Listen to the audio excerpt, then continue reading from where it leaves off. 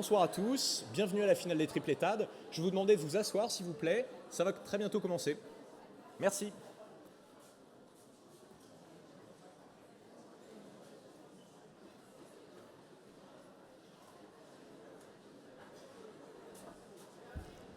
Bonsoir à tous.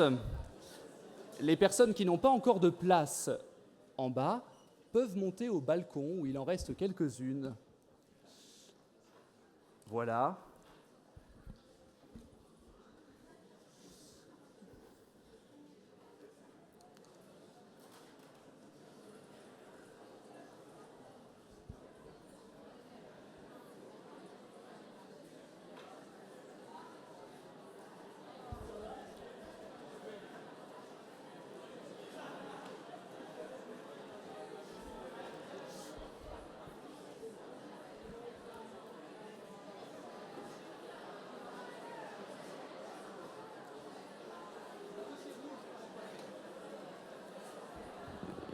Bien.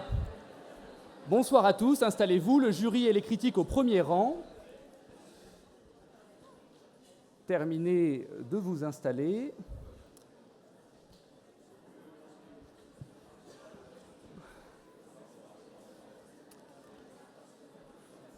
Alors, avant que les choses sérieuses ne débutent pour de vrai, je voudrais dire quelques mots d'introduction. D'abord, merci à tous d'être venus aussi nombreux ce soir. C'est un plaisir de constater que pour la 3e année consécutive, Boutmy est plein à craquer. Cela nous fait d'autant plus plaisir à Sciences Polémiques que les triplettades d'art oratoire, c'est un des moments phares de notre année. Et je vais donc en profiter pour remercier, beaucoup trop rapidement certes, mais pour remercier quand même les personnes qui ont permis la réalisation de ce concours. D'abord, le bureau de Sciences Polémiques, et particulièrement Cyril Dayan et Nicolas Sirono, qui ont eu la charge d'organiser ces triplettades, et ce n'est pas facile. Merci à eux.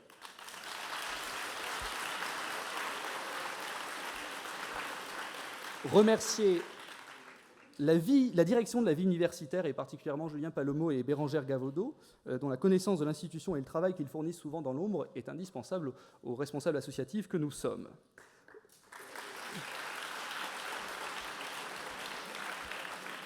Remercier nos partenaires qui sont à nos côtés pour ce prix et sans qui cette finale aurait moins de prestance, et c'est l'agence Individuum qui est ici représentée par Afine Moayed.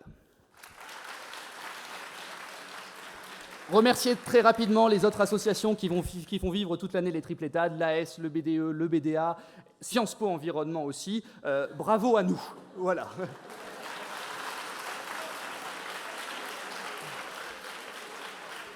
Et d'autant plus bravo à nous que cette année, le succès des triplettades est inégalé, puisque c'est la première fois que toutes les triplettes se sont inscrites aux triplettades d'art oratoire. Nous en sommes très fiers et nous vous remercions donc, vous, les premières années qui avez si bien joué le jeu. Et je ne mens pas lorsque j'affirme que cette année particulièrement, faire un choix entre les 41 triplettes, puis entre les 12 demi-finalistes, n'a vraiment pas été facile. Et donc, au nom des jurys de sélection et du jury de demi-finale, je tenais vraiment à vous féliciter.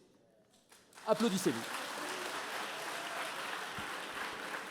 Mais, comme il y a une sélection partout, elles ne sont plus que 4 triplettes à pouvoir prétendre au titre, et on peut déjà les applaudir une première fois, la triplette Arsène Lupin.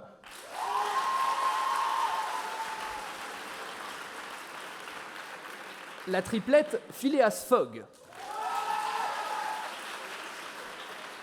La triplette Dexter. Et la triplette Hercule Poirot.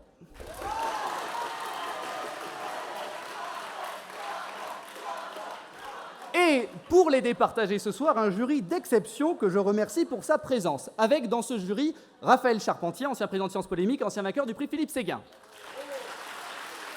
Sinclair Bezombe, administrateur du Sénat, ancien président de Sciences Polémiques et créateur du prix Philippe Séguin.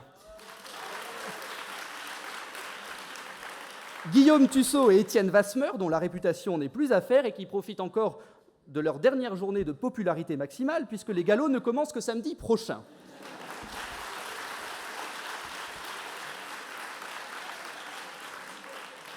Françoise Méloniot et Jean-Luc Poutier, directrices des études de la scolarité et de la vie universitaire et doyens du collège universitaire, qui ne sont pas que ces êtres sans cœur qui vous demandent de venir à 8h du matin pour parler de la vie merveilleuse de Tocqueville ou des 4 évangiles, puisqu'ils acceptent aussi de venir vous départager et passer une agréable soirée en notre présence pour les triplettades.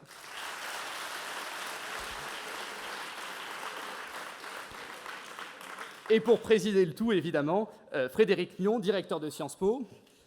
On peut l'applaudir.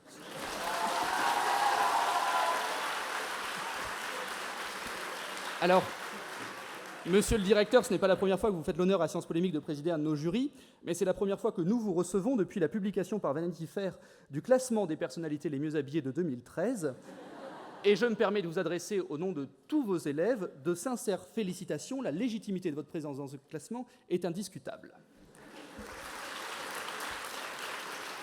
Merci donc à tous les membres du jury qui seront pour les questions, accompagnés de maître Bertrand Perrier et maître Antoine V, qui, pendant les délibérations du jury, feront une reprise et reviendront sur ce qui aura été dit pendant cette finale. Mais justement, j'en ai trop dit, vous n'êtes pas là pour m'écouter, nous sommes là pour une belle soirée d'éloquence. Et je vais tout de suite laisser la place à la première triplette, la triplette Hercule Poirot.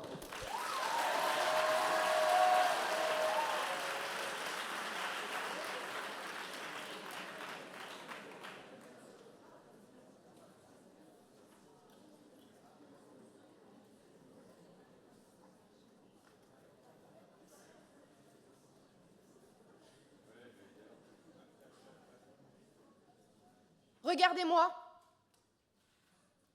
Regardez-moi bien. Allez, faites-vous plaisir. Avouons-le, je n'ai pas vraiment l'air d'une criminelle. Pourtant, j'ai essayé. Mais il a bien fallu que je me rende à l'évidence. Physiquement, il faut admettre que je corresponds plutôt à la donzelle en détresse qu'au bandit de grand chemin. Quelque part, je ne suis qu'un prétexte à notre histoire. Voyez, toujours ce même schéma de film d'action. Une fille, un criminel, un héros. La fille, elle, c'est la fin qui justifie les moyens. Le criminel, en vérité, un peu toujours le même. Le héros, j'y viens, c'est là l'originalité. Il est au moins aussi coupable que son ennemi juré. Les contes de fées sont passés de mode. Le gentil prince, aux oubliettes. Le héros d'aujourd'hui est un criminel repenti, un drogué désintoxiqué, exhibant des tatouages maoris, retraçant ses aventures dans des commandos russes en Tchétchénie. On n'aime pas les gentils. Ils ne sont pas intéressants. On admire ceux qui osent. Loin de moi l'idée de vous le reprocher. Moi-même, je ne déroge pas à la règle. Je me souviens, en CE2, le petit Maurice Bonnard. Je le revois avec ses 3 quenottes, s'essuyant avec sa manche, me tendant quelques perles. « Tiens, Camilla, c'est pour toi. » Je lui ai alors préféré Mathieu le caïd de la cour de récré qui avait l'audace folle de manger son kiwi sans l'éplucher. Je le revois, Maurice, 10 années plus tard, me tendant ma dissertation d'histoire, prenant son courage à 2 mains, me demandant fébrilement l'appareil dentaire grinçant.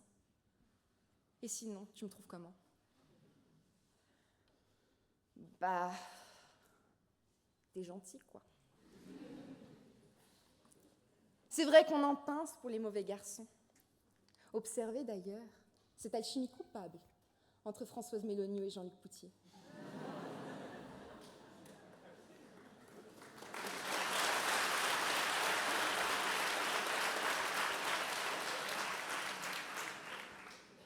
Bon, il est vrai qu'à Sciences Po, bien que ce soit une usine matrimoniale, elle n'a pas encore développé un secteur aventures et crimes organisés.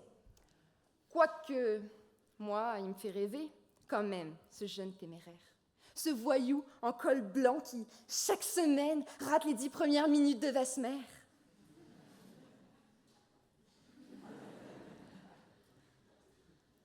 D'autant que ces coupables, si nous les admirons, ce n'est peut-être pas complètement sans raison.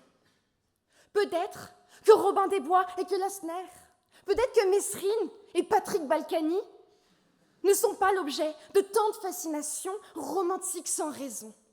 Tous des héros, mais des héros coupables. Coupables de quoi ?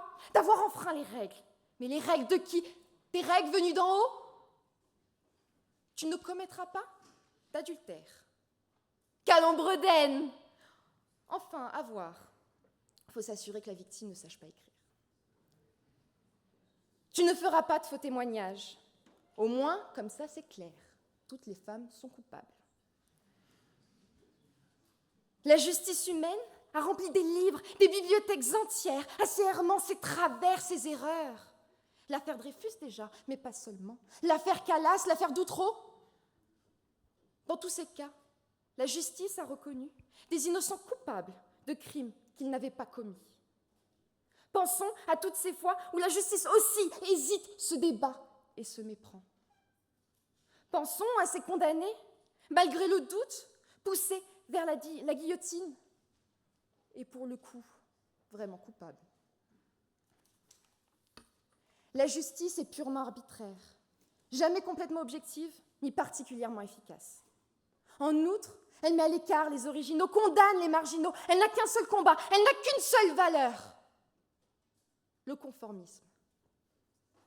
La justice ne fait pas progresser la société, elle la freine.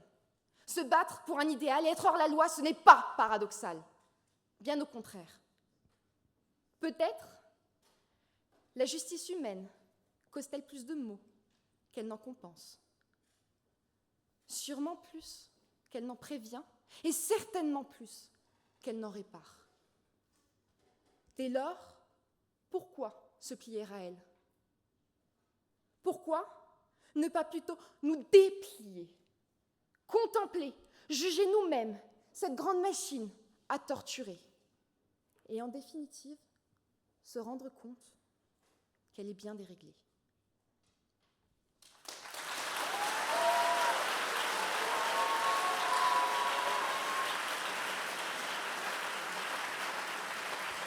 On va en fait inviter toute la triplette Hercule Poirot à monter sur la chaire, puisqu'il y a 4 chaises qui sont destinées aux personnes qui ne parlent pas. Voilà.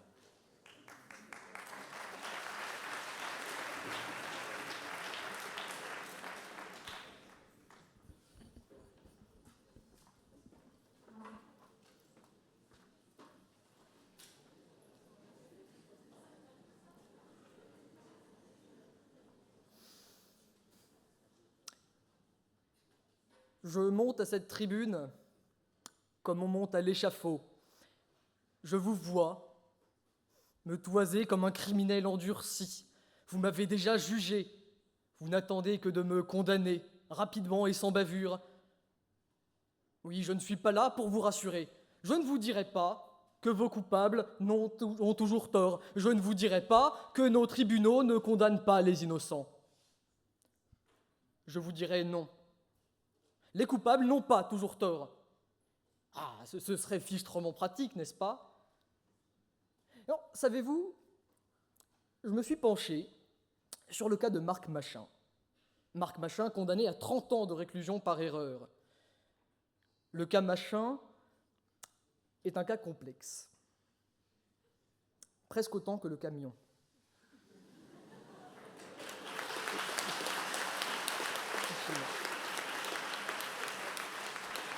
C'est un cas complexe.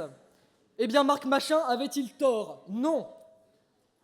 A-t-il été coupable pendant si longues années? Oui. Et ce seul contre-exemple me suffirait à vous prouver que non, les coupables n'ont pas toujours tort. Alors je vous entends, si les coupables ont raison, mais où va le monde? Tous ces gens dont on pouvait dire qu'ils avaient tort, c'était quand même bien rassurant. N'ayez pas peur, je ne dirai pas que les coupables ont toujours raison. D'abord, parce que ça ne serait pas vrai. Ensuite, parce que ça ferait beaucoup trop plaisir à mes concurrents, qui pour 2 d'entre eux ont choisi pour enseigne, je le rappelle au jury, des criminels notoires.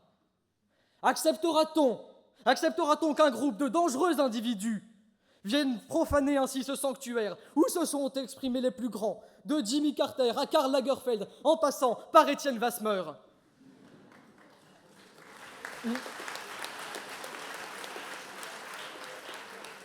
Non, pourtant, je l'avoue, avec un petit peu de honte, j'ai tendance à donner raison aux coupables. Rien que pour la beauté du geste. C'est un art le crime.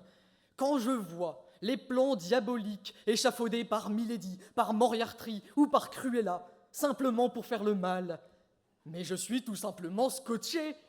C'est quand même un peu différent des magouilles à la Paul Bismuth. Non, moi je parle des grands. Je parle de Landru, de Jess James, de Dr. No. Quelle belle époque où le crime avait du panache. A-t-on jamais vu Landru tué par amour de l'argent ou Fantomas cambriolé par nécessité? Non, on ne se posait pas la question, assez mesquine, de savoir qui de la victime ou du criminel avait tort. D'ailleurs, est-ce si important de savoir qui a tort? Tout le monde, mis à part les éminents membres de notre cher jury, tout le monde a eu tort une fois ou l'autre. Camilla a souvent tort. J'ai parfois tort. Si. Certains de mes adversaires, vous le verrez, en ont même fait une habitude.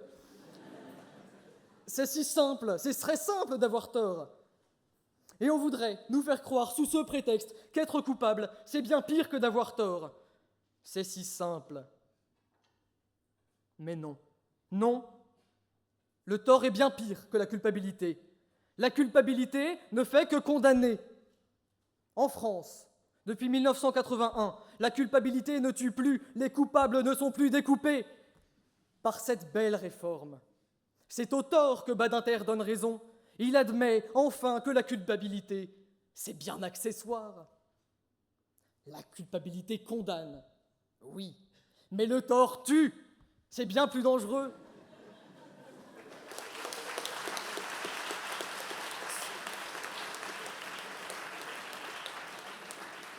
C'est terrible. C'est terrible qu'il n'y ait pas besoin d'avoir tort pour être coupable et qu'on n'ait pas besoin d'être innocent pour jouer les redresseurs de tort.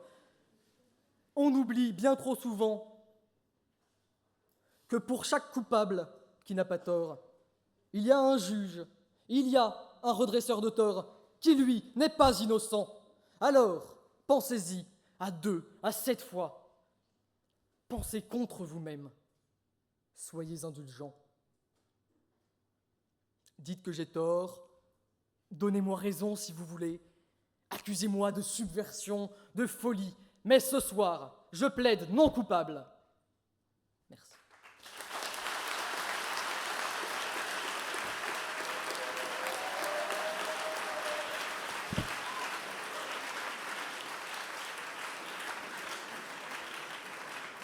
Est-ce que le jury a des questions ?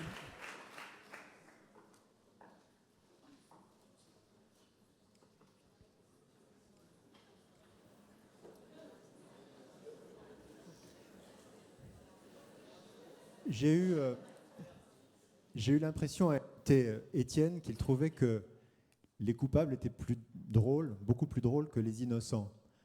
Or, à la fin, il nous expliquait qu'il était non coupable, c'est-à-dire qu'Étienne n'est pas drôle.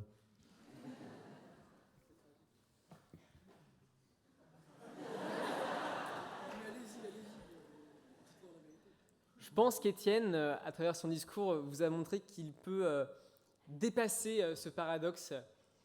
Étienne, je pense, est la seule personne au monde et le seul innocent au monde qui arrive à être drôle, et il a pu vous le prouver tout au long de la séance.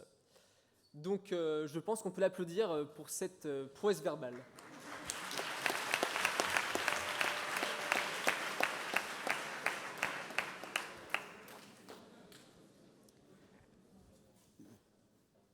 Si j'ai bien compris vos discours, ce dont rêve la donzelle en détresse de la triplette Hercule Poirot, c'est Patrick Balkany avec des tatouages maoris.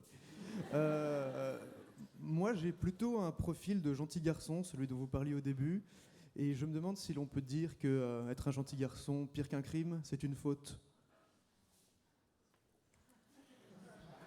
Je crois que j'ai le profil pour répondre. C'est pas une faute d'être un gentil garçon, mais c'est pas suffisant. Nous, les filles, on a besoin de quoi? Pas que vous nous disiez, t'as besoin de quoi, ma chérie? Non, on a besoin de rêver, on a besoin d'aventure. Un petit peu de courage, messieurs, s'il vous plaît.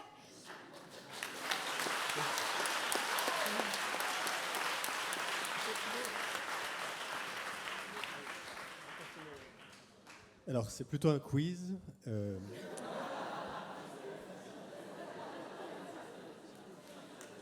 Parmi ces 3 suspects, Jean-Paul Sartre, Bill Clinton ou Bruno Latour, qui a dit « Les femmes, moitié victimes, moitié complices, comme tout le monde ». Et pourquoi ? Bonne chance.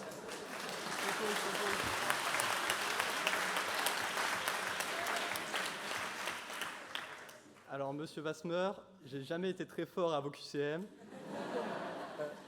Pour tout vous dire, j'ai un peu peur pour le galop de micro de samedi. Et je pense que je n'aurai pas la réponse à celui-là non plus.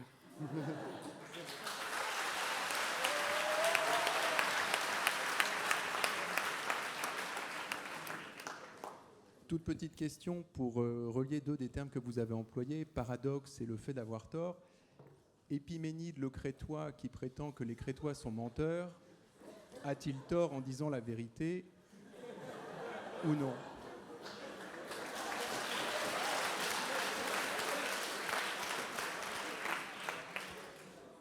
Alors écoutez, monsieur Tussaud, là vous me posez un problème de constitutionnalisme architectonique.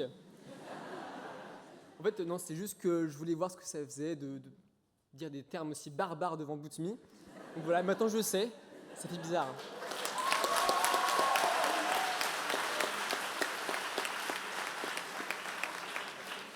Malheureusement, le gala de microéconomie approchant, je n'ai pas encore touché à mes manuels d'institutions politiques, ce qui va être compliqué pour répondre à votre question. Je suis désolé.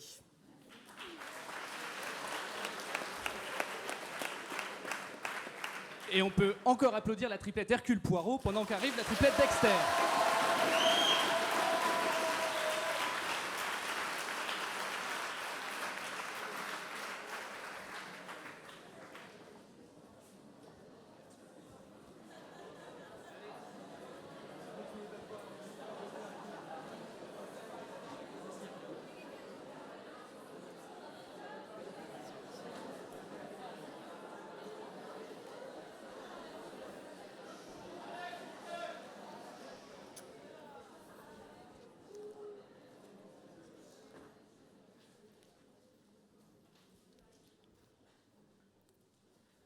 Voilà.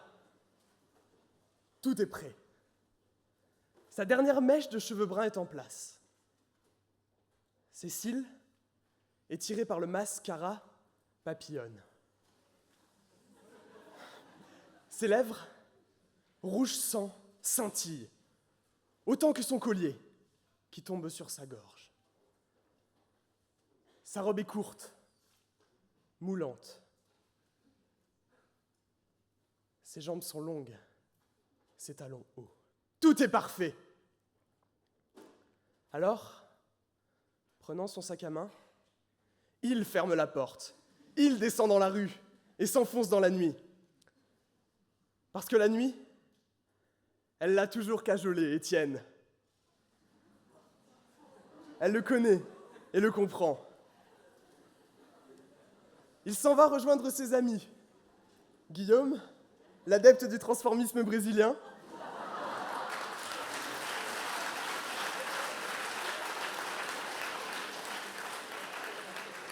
Jean-Luc, qui déguisé en Vestale, offre des sacrifices aux dieux antiques.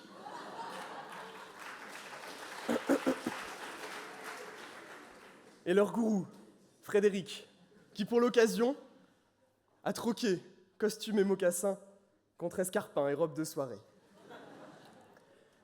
La nuit lui permet d'être un autre, ou plutôt, d'être lui. Enfin, il peut marcher et sentir ses talons claquer sur le pavé. Enfin, il peut passer la main dans ses cheveux, jouer le rôle qu'il veut.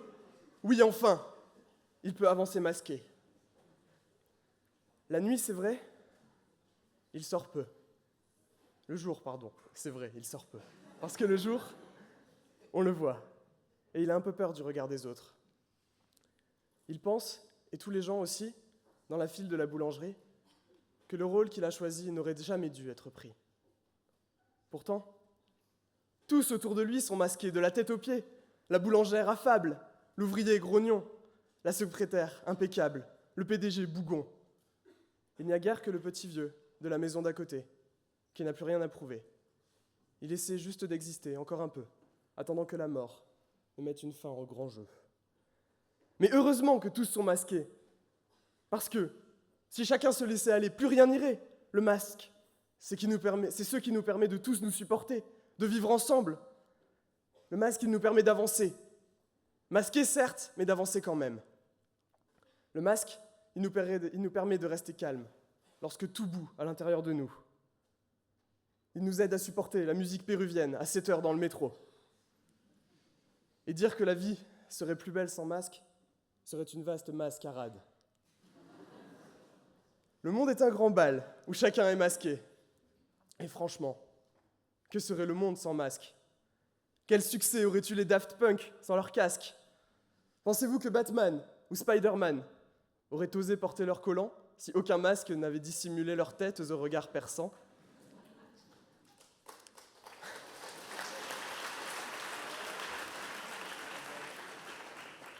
Pouvez-vous imaginer le Joker sans maquillage, Mister Renard sans Docteur Renault? Pouvez-vous imaginer un banquier sympa, un monstre sans dents pointues, Paris Hilton avec un cerveau? Non, bien sûr que non. Parce que jour après jour, tous, nous jouons un rôle. Et même, nous jouons plusieurs rôles. Et rien n'est plus normal. Nous changeons de masque dans chaque situation. La vie serait quand même moins belle si nous n'avions tour à tour le droit d'être joueurs, d'être parents, d'être amis ou bien amants, d'être menteurs, d'être gâteux, d'être incompris, d'être méchants, d'être poète, d'être mielleux, d'être rêveur, d'être amoureux. Alors oui, avançons masqués et étoffons notre collection. Assumons nos masques, n'en déplaise à tous ceux qui jour après jour nous disent « Mais sois toi pour une fois !» Non, parce qu'en fait, ce qu'ils n'ont pas compris, ces gens-là, c'est que chaque masque, c'est moi.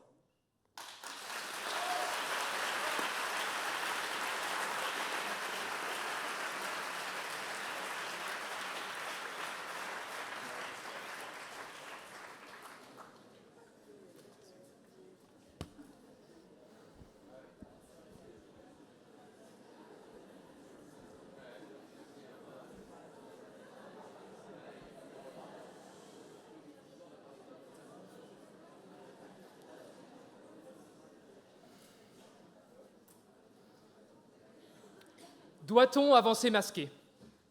Nous ne pouvions nous dissimuler plus longtemps derrière cette question, ou pire, la prendre à reculons. Je veux lever le voile d'emblée. La question n'est pas de savoir si l'on doit avancer. L'ambition, la soif de progrès, la volonté d'élévation sont autant de désirs profondément ancrés dans nos gènes. Mais comment parvenir à nos fins? Devons-nous nous soumettre à l'inertie du temps, aux principes moraux que sont la loyauté et l'honnêteté? Ou devons-nous plutôt considérer notre existence comme le moyen déguisé d'accomplir un destin supérieur dont Zorro avait déjà le secret? J'affirme devant vous que nous devons avancer masqués. Ce principe n'est pas nouveau. Les rois de France comme Louis XIV l'avaient compris. Grimé pour échapper à la révolte nobiliaire, lui puis les autres avaient donné sens aux propos de Machiavel. Gouverner, c'est faire croire, toi-même tu sot.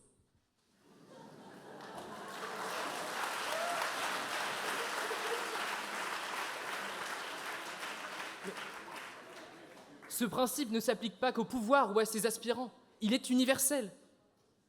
Pour me protéger dans mon avancée, j'ai tellement souvent rêvé d'avoir la cape d'invisibilité d'Harry Potter, non pas pour me traîner la nuit dans la bibliothèque, j'aurais bien trop peur des appariteurs, mais plutôt pour devenir omniscient, me fondre dans toutes les situations.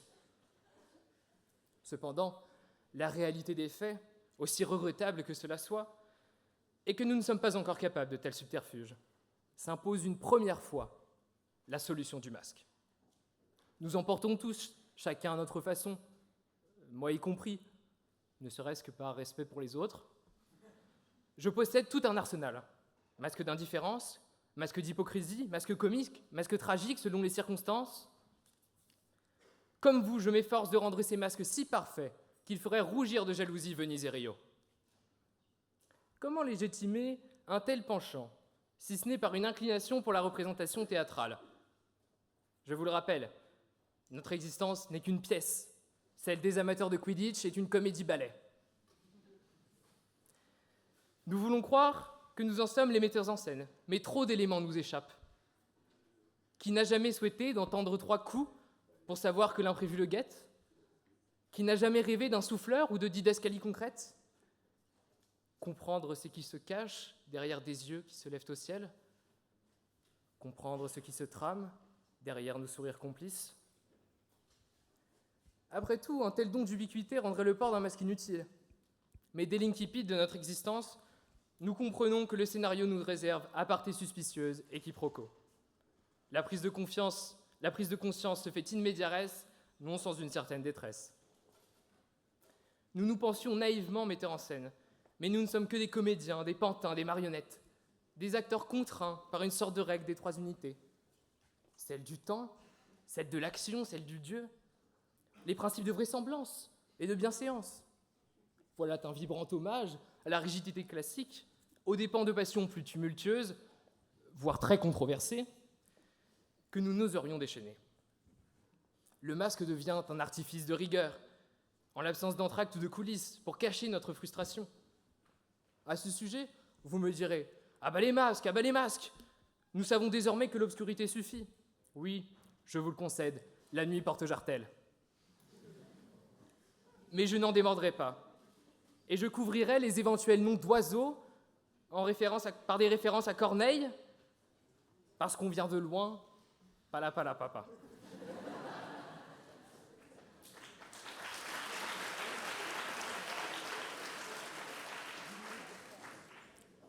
Faisant partie d'un drame, d'un enchaînement d'actes parfois manqués, au dénouement incertain, nous devons sans relâche, aussi paradoxal que cela puisse paraître, avancer masqués pour ne pas perdre la face.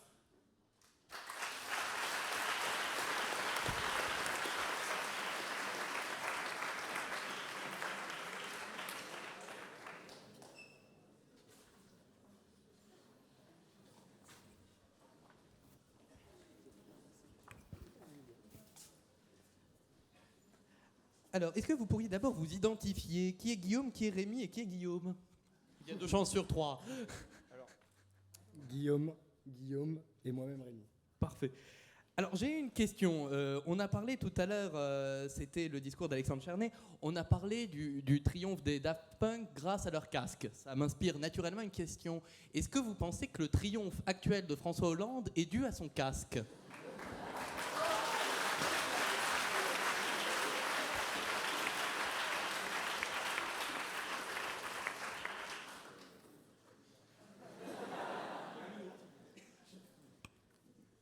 Je me suis dévoué. Le triomphe de François Hollande, en soi, c'est déjà assez problématique comme intitulé. Est-ce que le triomphe de François Hollande est dû à son casque? Je n'ai pas encore le numéro de Julie Gaillet, mais j'y travaille ardemment.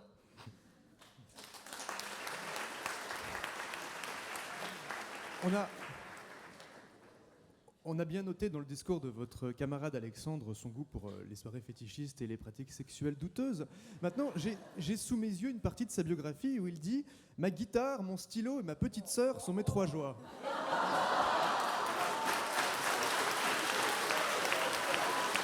Est-ce que vous avez une explication? Est-ce que vous avez une explication à me fournir?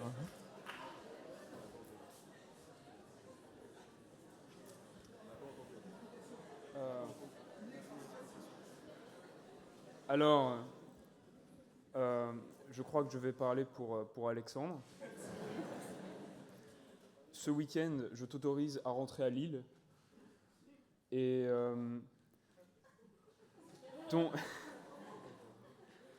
sans vouloir être raciste,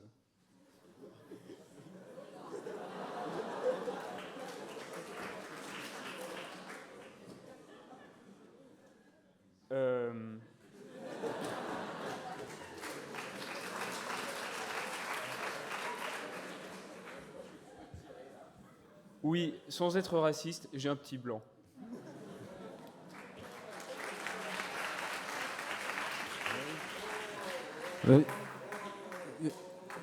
Une question très, très brève qui me taraude depuis longtemps. Comment savait-on que le masque de fer était un homme?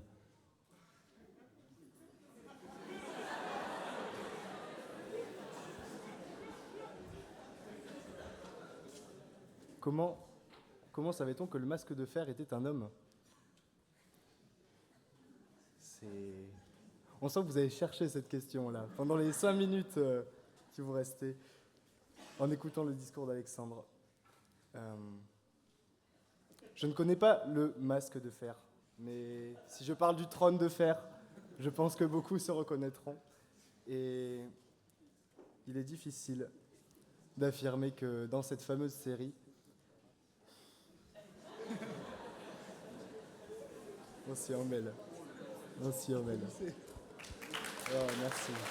Dans cette série. Et on remercie donc la triplette Dexter. Et on appelle tout de suite la triplette Arsène Lupin.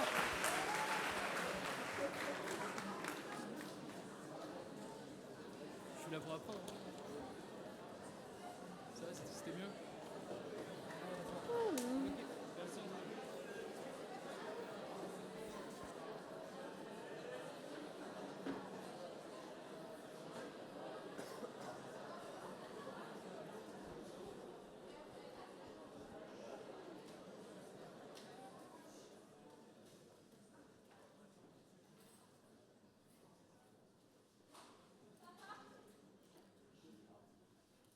Oh mon Dieu! Mais ça va pas! Cet homme est nu! Complètement nu, mais j'accuse Robinson Crusoe, non pas d'atteinte à la pudeur, mais de crime de lèse-humanité. J'accuse Robinson Crusoe d'avoir assassiné avec préméditation son élégance. Non mais regardez-le, tout fier de retirer devant nous chemise, chaussettes, bretelles, oh, et bien plus encore, sur la plage abandonnée, devant coquillages et crustacés. J'accuse Robinson Crusoe d'avoir écaillé par son suicide culturel le fragile vernis qui persiste encore entre l'homme et l'animal.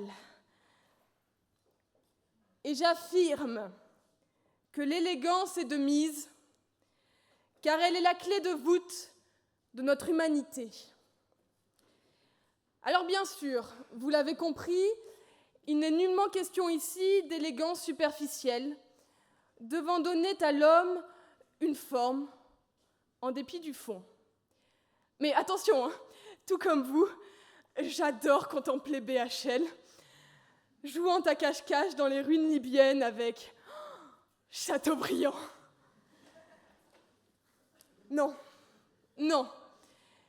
L'élégance que je prétends défendre ici ce soir est bien moins romantique, car nous la portons tous en nous.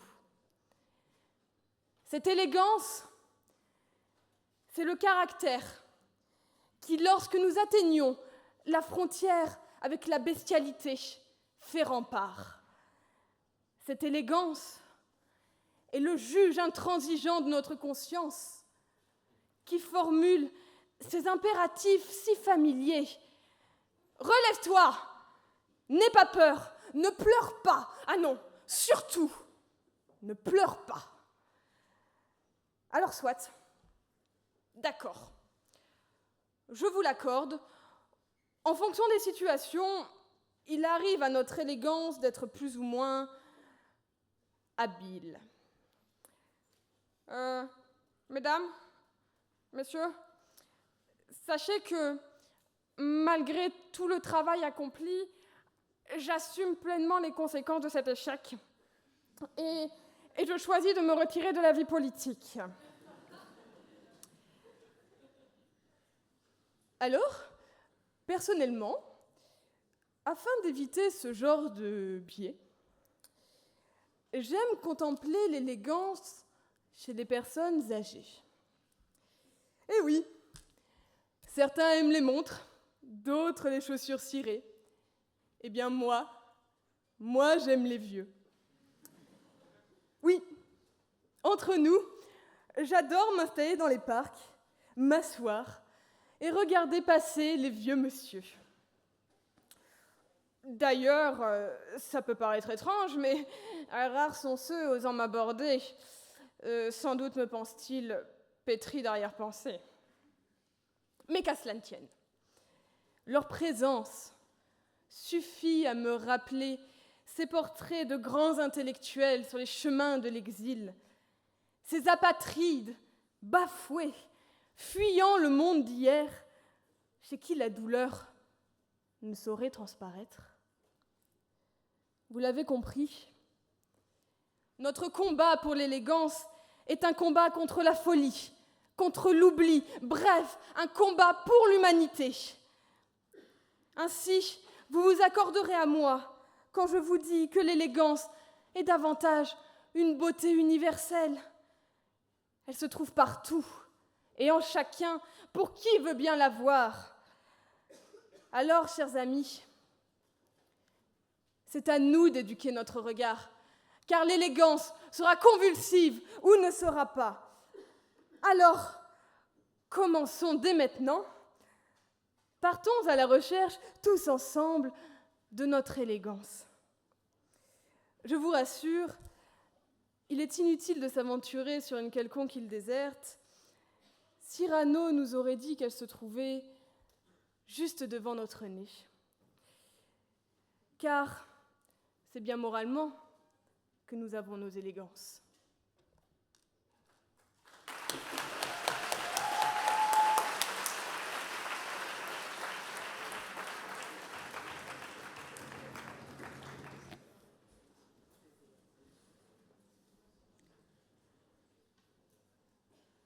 Ses chaussures sont impeccablement cirées.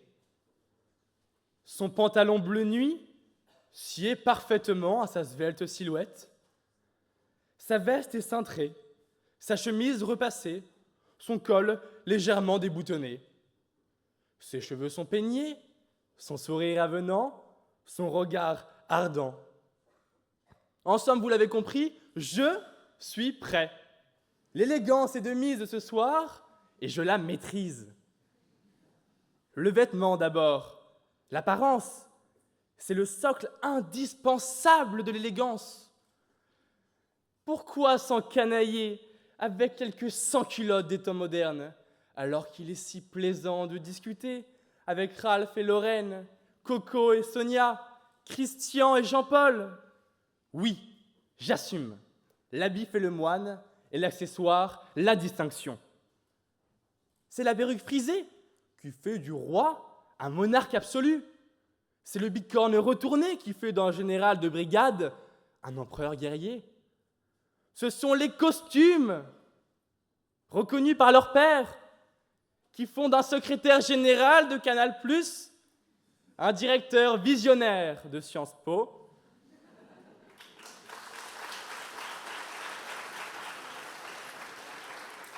Enfin, ce sont les talonnettes renforcées qui font du président un grand homme d'État. L'élégance, nous en avons tous cruellement besoin. Moi, vous, surtout vous, j'en vois un certain là. N'avez-vous pas honte d'être en jogging, t-shirt, basket, casquette, à Sciences Po, là où l'on respire encore le mythe de l'étudiant en costard-cravate? Je ne sais pas, moi. Soyez intelligents, prenez exemple sur le premier rang, sur vos glorieux aînés qui composent ce jury, qui de presque rien vous offrent de merveilleux ensembles. Alors soit. Après avoir fait forte impression, je l'espère, avec une tenue resplendissante, c'est une évidence que de lier langage et élégance. Pour émerveiller encore et toujours votre auditoire, employez les plus fantastiques métaphores. S'il s'endort, surprenez-le avec une hyperbole. S'il vient à douter de vous, Offrez-lui énumération, accumulation, à n'en plus pouvoir. Alors certes, c'est pas facile d'utiliser des anaphores. C'est pas facile. C'est pas facile devant un public. C'est difficile. Oui.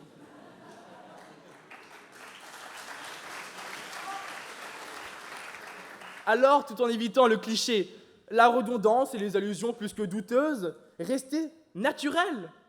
En usant simplement, je ne sais pas moi, de la prosonomasie, de la paronomase, de l'anadiplose. Bref, tant que c'est compliqué, c'est qu'il y a de l'élégance en substance. Voilà pour l'élégance. De surface. Et oui, l'élégance que je vous décris là existe bel et bien. Mais elle est si superficielle, si vaniteuse, si travaillée, qu'on ferait bien mieux de l'ignorer, comme on le ferait, je ne sais pas moi, avec un galop d'économie, plutôt que de l'ériger en modèle, comme un plan en 2 parties.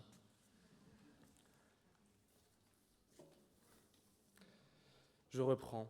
Car enfin l'élégance, c'est l'art de la distinction, du bon goût, une invisible perfection, une intelligence modeste, un esprit brillant, mais discret. L'élégance, c'est reconnaître son tort quand on est coupable. Ce n'est de pas chercher futilement à se cacher derrière un masque. C'est encore moins discourir sur la fin de nos jours. Chose peu probable, on s'accordera. L'élégance, c'est une main de fer dans un gant de velours. Elle domine sans écraser, elle protège sans étouffer. L'élégance, c'est la satisfaction dans ce qu'il y a de plus simple dans le succès honnête. L'élégant, lui, n'est pas en représentation permanente. Il ne parade pas comme un paon. Enfant, il ne sautait pas comme un cabri sur sa chaise lorsqu'il avait réussi son interrogation. Étudiant, il ne se flattait pas d'avoir majoré au galop d'essai. Tout le contraire de l'inélégant, ce cuistre, ce fourbe qui, au risque de se faire ourcounder 15 minutes avant le début du cours, pompe une introduction sur www.citation.even/lefigaro.com et récolte une meilleure note que la vôtre sur votre exposé d'institution politique. L'élégance, c'est la simplicité qui nous charme, c'est la modestie de l'orgueil, c'est séduire plus que paraître, c'est finalement savoir s'arrêter quand il est encore temps.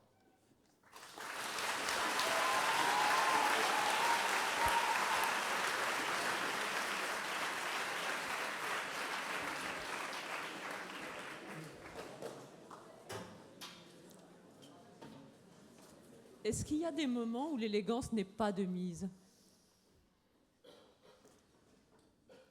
Voyez-vous, quand on affronte notre triplette, la triplette Arsène Lupin, je pense que l'élégance pour les autres triplettes qui sont passées juste avant, c'est de ne pas être élégant. C'est d'accepter la défaite avant qu'elle n'ait lieu. Et je pense, par contre, qu'au moment où nous aurions gagné, il s'agit d'être élégant pour elle. Il s'agit d'être élégant, il s'agit de comprendre que nous aussi, nous sommes des êtres humains.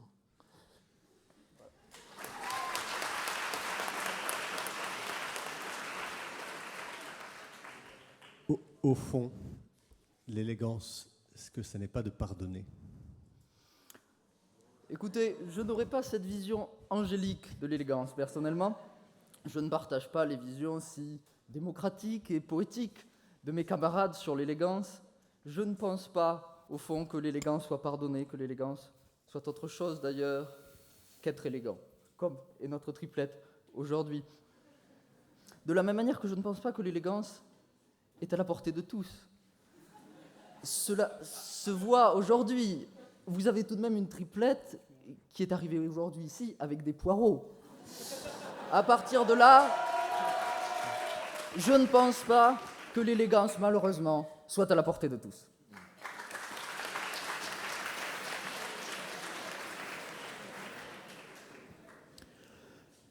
Moi, j'ai une question un peu technique, puisqu'il a été question de Bernard-Henri Lévy. Je crois que c'est Lola, je crois, qui nous en a parlé. L'élégance, c'est quand la chemise blanche est ouverte jusqu'au milieu de la poitrine ou jusqu'au nombril? Tout dépend quel est le maître de l'élégance que nous voulons suivre. Ce nous voulons suivre l'élégance, la vraie, il faut savoir reboutonner sa chemise, mais si notre maître de l'élégance est plutôt Patrick Sébastien, je pense qu'il est important de même la retirer entièrement, de laisser notre nombril, et même peut-être en dessous, car elle est là la vraie élégance, l'élégance de la nudité humaine, l'élégance de la simplicité.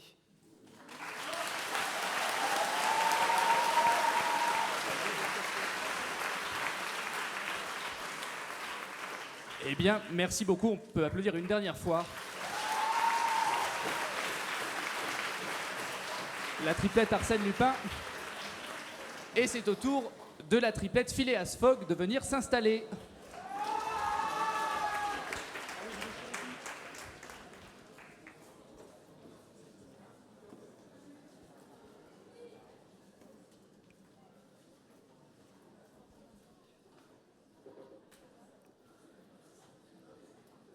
Mes très chers frères, mes très chères sœurs, je suis ici aujourd'hui pour vous annoncer une terrible nouvelle. Nous ne comptons plus nos jours. En effet, l'expert comptable de Dieu s'est fait licencier. Réduction d'effectifs, une machine l'a remplacé. Certes, Saint-Pierre a bougonné. À cause de ces nouveaux comptes dématérialisés, il se doute que le paradis va bientôt être délocalisé. Non. Non, nos jours ne sont plus comptés et nous devons nous révolter contre cela, car c'est un drame. Un drame personnel, je vous l'accorde. Que vais-je devenir, moi qui aimais tant lire, dans les journaux, la rubrique des vieux écrasés? Que vais-je devenir, moi qui croyais en cette devise si profonde? Rien ne sert de courir, il faut mourir à point. Mais ne vous trompez pas. C'est une tragédie collective également. Nous qui, à défaut de pouvoir compter les uns sur les autres, aimons tellement compter ce que l'on possède, nos brebis, nos femmes, nos billets, et dans cette évolution vers le progrès, maintenant nos likes, nos tweets, nos dislikes et nos retweets. Matérialistes que nous sommes, on nous dépossède de notre capital minute. Nous ne comptons plus nos jours. À quoi bon? Après notre mort, nos photos de profil seront toujours là. Nous perdurerons dans l'éternité grâce à la virtualité. Vous avouerez que nos aînés, eux, ce sont leur gloire qui les ont sanctifiés et non leurs photos de soirée. Quoi qu'il se passe, nous avons vaincu le temps. Nous sommes le maître devant lequel il se courbe. Oui, nous sommes les chevaliers du temps plié.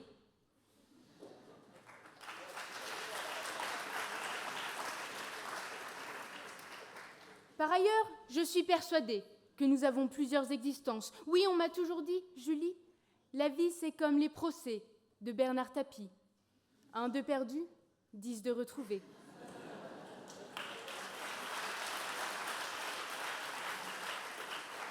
Et l'esprit se réincarne volontiers. Un exemple, le plus frappant. Napoléon est parmi nous. Je ne vous ferai pas l'injure de déclamer le nom du corps qu'il a emprunté. Petit, il revient. Mesdames et messieurs, nous assistons au vol de l'aigle et gageons que 100 jours suffiront pour qu'il y laisse ses plumes. Vous n'êtes pas convaincus? Une autre preuve alors. Prenons ces philosophes qui discourent sur la finitude de l'homme. Ils ont faux. Oui, ils se fourvoient, car il est bien évident que la bêtise humaine n'a pas de limite. Et n'y voyez pas de lien avec le premier exemple, bien sûr. Les preuves sont incontestables. Entre la désincarnation technologique et la réincarnation théologique, nous ne chiffrons plus. Nous sommes happés par cette frénésie, cette valse à 1000 temps, ce tourbillon, et nous sautons les pieds joints, les poings liés dans cette volupté qu'est l'immortalité. L'écume des jours disparaît lentement. Serions-nous à la recherche du temps perdu? Ce serait un combat vain, ce serait un long voyage, au bout de la nuit, si ce n'est de l'ennui. Inconscients que nous sommes.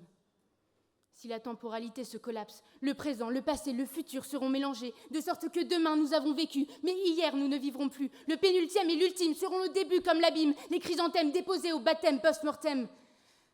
Le néant originel aussi décadent qu'irréel, l'incipit seulement l'explicite excipit. La mise au monde sera le cercueil des âmes aussi fécondes que moribondes, et le dernier jour du reste de ta vie sera fané, sans avoir vieilli.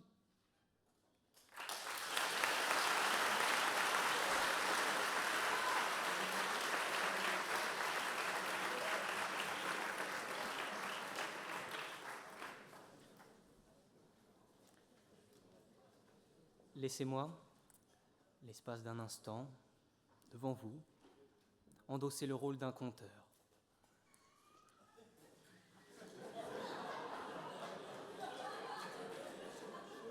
Non pas que je sois subitement pris de passion pour l'affichage de la consommation d'énergie, mais plutôt pour vous raconter une histoire. Les civilisations passées symbolisaient nos vies par un fil, tissé, déroulé, coupé. Les moires, parcs et autres nornes sont les différentes faces du même prisme par lequel les hommes voudraient voir dans leur vie un commencement, un déroulement, un achèvement. Seulement cette conception antique autant qu'archaïque n'est qu'une affirmation théorique. Tout dans la vie ne se résume pas à un plan en 3 parties, pour lequel la recherche du bonheur serait notre problématique. Alors oui, certains se sont efforcés de nous faire croire que nos jours étaient comptés. En Amérique centrale, il y a quelques siècles, les Mayas ont compté, puis décrété que 2012 serait notre dernière année, que les courses de rentrée scolaire 2012-2013 seraient les dernières de l'humanité, que Nicolas Sarkozy ne ferait jamais son retour à l'UMP. Pour soutenir cette effroyable thèse, le calendrier apocalyptique s'appuyait, et c'est indéniable, sur des arguments solides et incontestables. L'alignement de Saturne en Vénus, qui non, ne présageait pas d'une journée pleine de rencontres côté cœur pour les Gémeaux.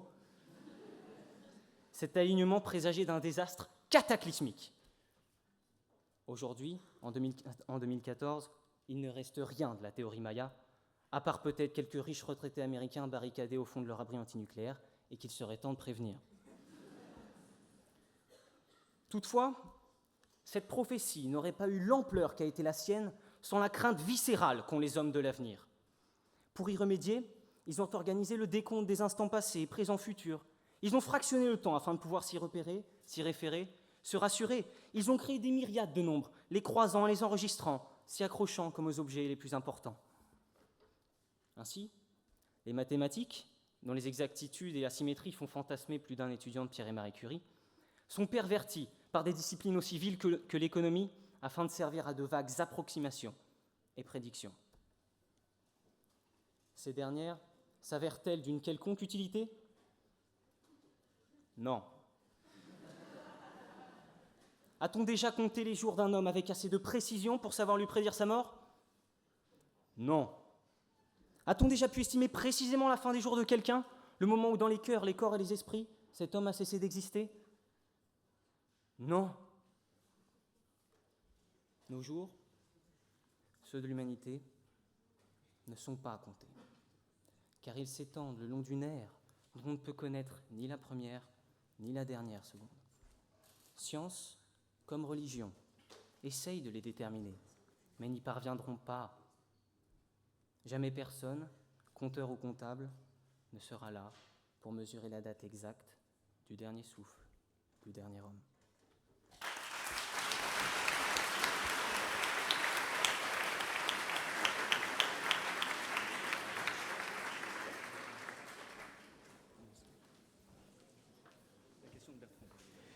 J'ai une question pour le jeune homme de gauche. Vous pouvez baisser le oui.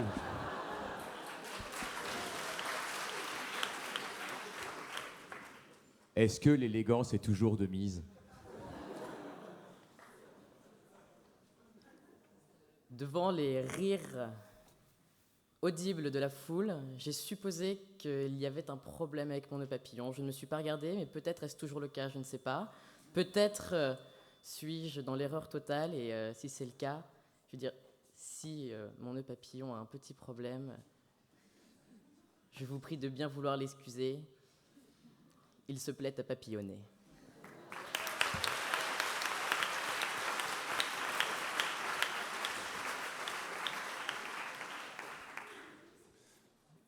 Moi, j'ai une question cuistre. Est-ce que, comme il est écrit dans l'évangile de Matthieu au chapitre 6, verset 34,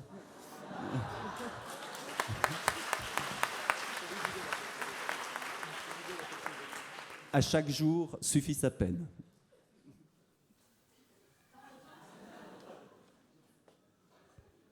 Eh bien, je répondrai tout simplement que oui, à chaque jour, on a des peines de cœur, souvent de cœur, ce qui est souvent mon cas. Et je reviendrai par ailleurs en me disant que j'espère que mon élégance aujourd'hui est de mise et que je n'ai pas trop déboutonné ma chemise. Et je finirai par dire quelle est la plus belle peine que celle qu'on peut ressentir et qui provient de l'amour. Je vous le demande à vous, étudiants de 18-19 ans. Et je finirai par ça.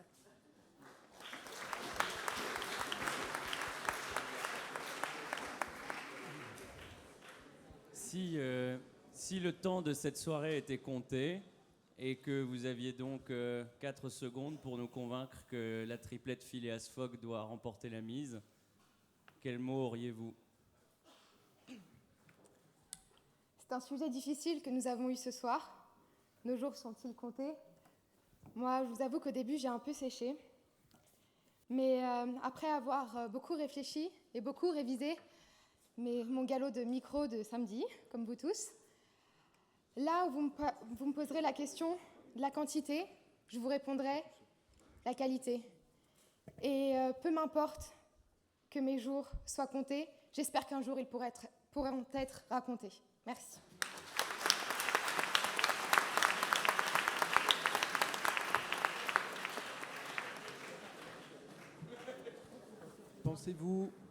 Pensez-vous que Nostradamus avait prévu l'intervention de l'arrêt de la Cour de justice de l'Union européenne condamnant Google sur le droit à l'oubli?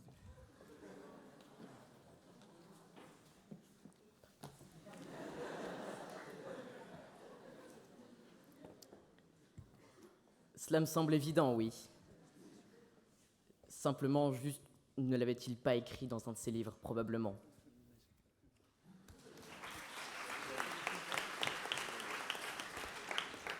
Eh bien, on peut applaudir encore une fois la triplette Phileas Fogg. Je vous introduis et c'est à vous.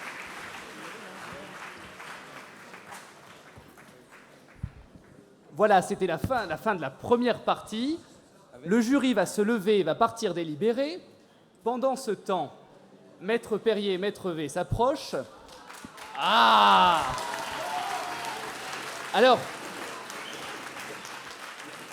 je préviens par avance. D'abord, Sciences Polémiques ne cautionne absolument pas tout ce qui va être dit à partir de maintenant. Et ensuite, le bureau des plaintes, c'est Raphaël Charpentier, qui est spécialiste légal de Sciences Polémiques. Si vous trouvez ça trop violent et trop sévère, venez nous voir à la fin, mais ce n'est que de l'humour et c'est pour ça qu'on leur demande d'être là. Maître, c'est à vous.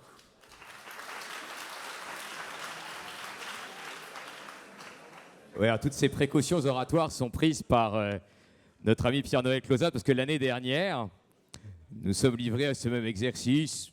Peut-être la journée avait été un peu difficile. On a été méchants, mais par pur effort, comme d'habitude. Et les gens ont pensé qu'on pensait ce qu'on disait. Oubliant sans doute que nous sommes avocats. Et que donc nous avons fait du mensonge notre profession. Donc pas plus que cet après-midi en plaidant l'innocence de mon client, je ne crois à votre médiocrité. Vous avez été formidable. La preuve, vous êtes les rescapés de 41 triplettes qui sont là et qui vous ont admiré comme vous le méritiez et qui vont vous applaudir, bien sûr.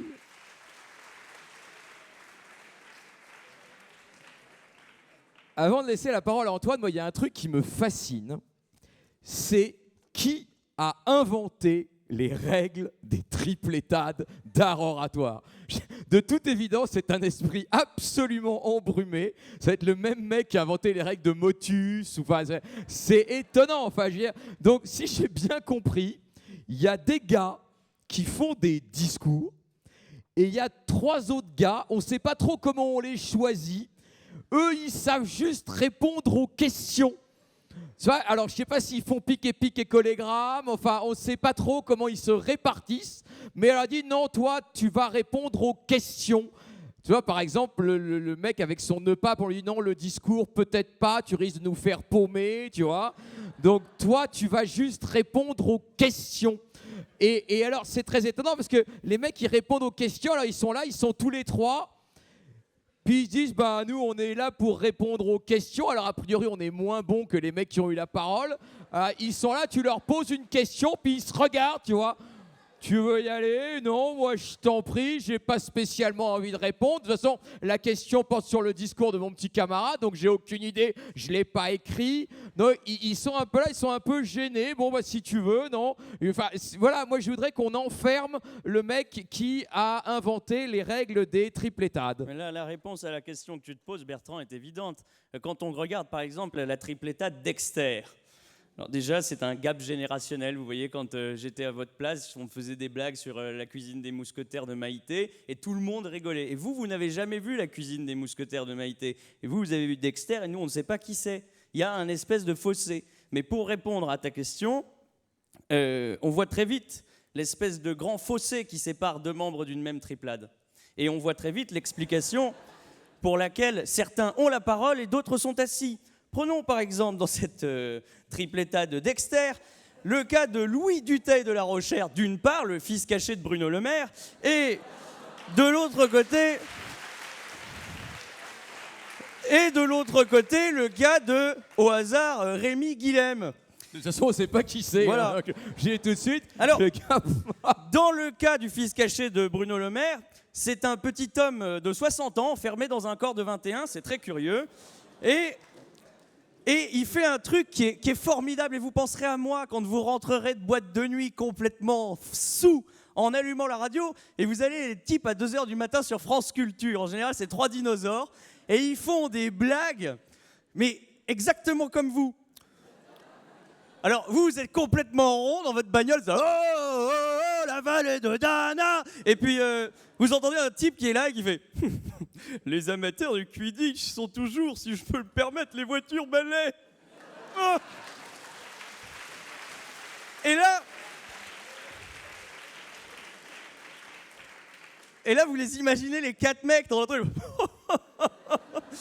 Donc, d'un côté, on a lui, qui est vraiment le Quidditch. Et à côté, on a un autre gars qui, lui, doit répondre à une question et il lui dit le masque de fer. Et là, le type arrive, il sait pas ce que c'est. Non, mais enfin, je veux dire, le type, il arrive de Mars, là, wouh! Le masque de fer, je pensais qu'il allait au moins nous dire, ouais, c'est un film avec Leonardo DiCaprio. Même pas.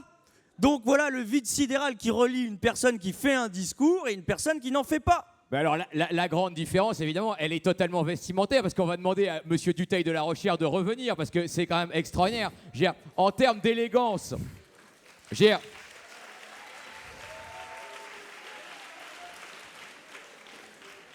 alors, exceptionnellement pour ce soir, sa maman l'a autorisé à enlever son dernier bouton.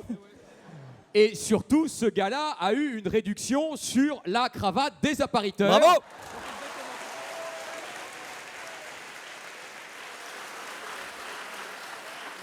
C'est-à-dire qu'en fait, il est tellement vieux dans un corps jeune qu'au bout de 10 ans d'appariteur, tu as droit à ton diplôme à Sciences Po. C'est comme ça. C'est une nouvelle voie d'accès à Sciences Po. C'était formidable, mon ami. Vraiment, tu as bien fait de venir ce soir. Et alors, tu vois, cette soirée a très mal commencé. Parce que je vais vous dire la vérité, vous ne le voyez pas, on était au premier rang. Moi, j'ai toujours pensé que triplétade, c'était un truc comme un plan cul, tu vois, triplétade. On se demande ce qui va se passer, ils sont 3, mais ça a l'air assez dégueulasse. Et ça commence, il y a cette fille qui arrive là, et alors elle dit à un moment « Regardez-moi, regardez-moi ». À ce moment-là, il y avait déjà Charpentier qui était en train de marcher sur la langue de Perrier. Moi, j'étais là. Et j'ai eu très peur de ce qui allait se passer. En même temps, elle te dit « Regardez-moi », on pouvait pas la louper. Hein. Non, on risquait pas de regarder Françoise Méloniot à la place.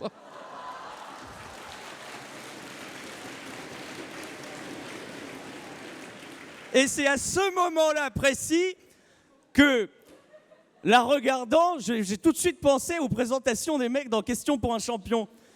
Si vous voulez, il nous donne des petits descriptifs là, et si vous le lisez avec la musique dans votre tête, tin tin tin tin tin tin tin, Timo nous vient tout droit du Vésinet, tin tin tin tin tin tin. Mais ne vous méprenez pas, quand Thibaut parle, il va droit au but, tin tin tin. Et ça marche pour tout, hein. Pierre Ménant, par exemple, on ne sait pas qui c'est, c'était un qui répondait aux questions. C'est dans quelle triplette? Ouais, Hercule Poirot. C'est qui Pierre Ménant? Pierre Ménant, bah, levez-vous, Ah Pierre. ouais. Mais oui, Pierre Ménant est nantais, attaché à ses racines bretonnes. Ne lui dites surtout pas, il y retourne toutes les semaines. Épuisé par l'agitation fébrile de la capitale. Et alors, à un moment, je me suis dit, mais qui rédige ces merdes? C'est-à-dire que... Mais le pire, je crois que c'est eux qui s'en sont chargés. Et alors, c'est qui le gars à qui Vasmer a posé une question dans cette triplette, là, sur ses QCM? Ah, c'est... Viens! Ouais! Comment il s'appelle, celui-là? Comment tu t'appelles? Thibaut. Alors, tu vois, Thibaut, Vasmer, bon, je crois qu'ils ont un truc en commun. C'est leur tailleur. Ah, c'est lui qui vient du Vésinet. Non, c'est le mec qui vient du Vésinet, tu vois. Thibaut nous vient du Vésinet. Et alors, tu vois, le truc qui est extraordinaire, c'est que Vasmer, il lui pose une question sur les femmes. Mais lui, il sait pas du tout, tu vois. Il est allé au Way en disant « ça va le faire, là !»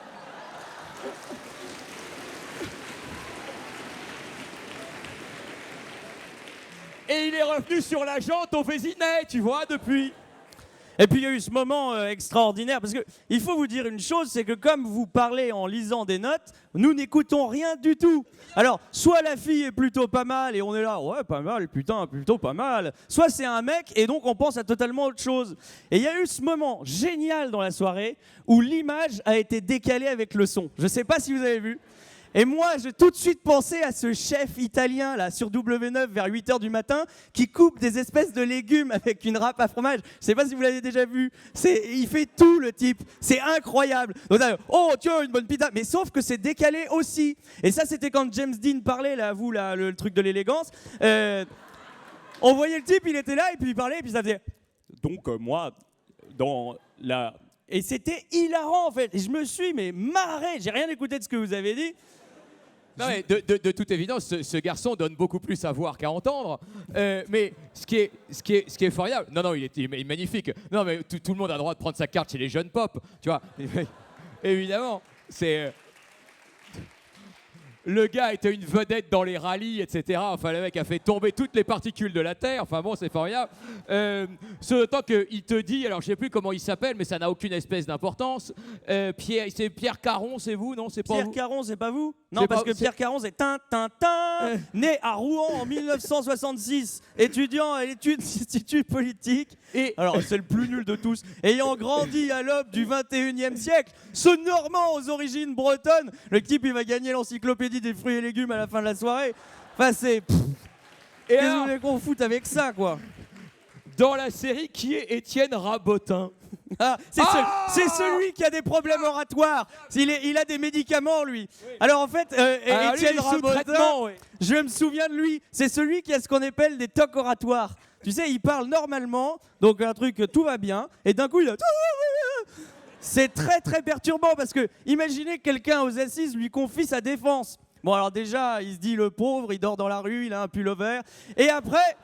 Il arrive et au moment de balancer le truc, mon client est innocent, il a sa voix, oh, mon client est innocent, et là ça déconne.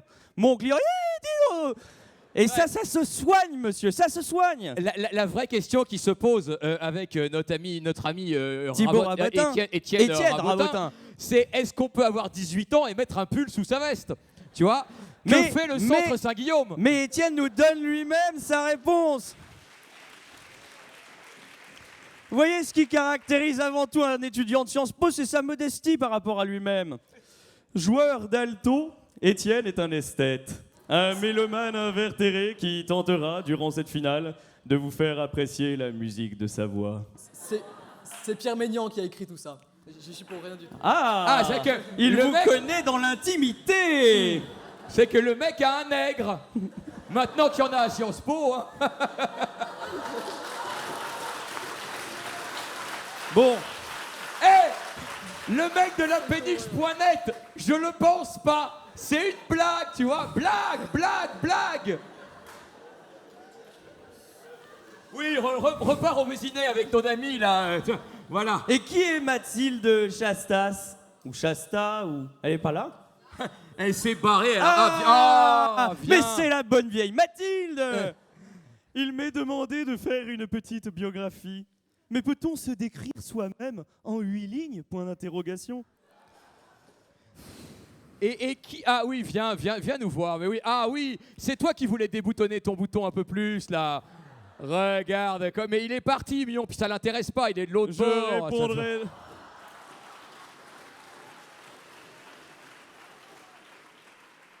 Vous voyez, la vie avec Mathilde, ça doit être super cool. On lui demande de se présenter, elle dit « Je répondrai donc dans un plan en 3 parties. Grand 1, je m'appelle Mathilde Tiastas, j'ai 19 ans et étudie à Sciences Po. Grand 2, j'aime le théâtre et le chocolat et j'ai soif d'apprendre. Grand 3, j'ai toujours rêvé d'avoir les yeux bleus. » Alors vous imaginez ce que c'est un rapport sexuel avec Mathilde. Alors bonjour, Grand 1. Donc Grand 1, les préliminaires, Voilà. n'est-ce pas? C'est un peu difficile, hein, les Enfin, choses elle fait comme les ça. préliminaires avec un grand A. Et voilà, mais c'était de l'autodérision. donc Mais voilà. bien là sûr. là, mais qu'est-ce qu'on se marre! Mais tu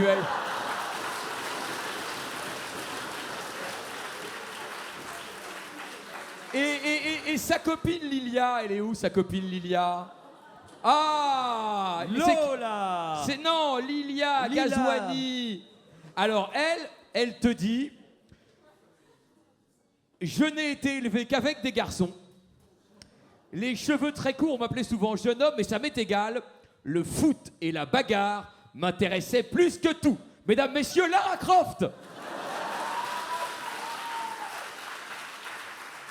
Bon, je crois, Bertrand, qu'il est temps pour nous de... Non, mais c'est bien, tu pourras aller au cours de théorie du genre, maintenant, tout ça est complètement brouillé, c'est formidable, enseigné par des vieilles gouines américaines, tout ça, c'est formidable, tu vois.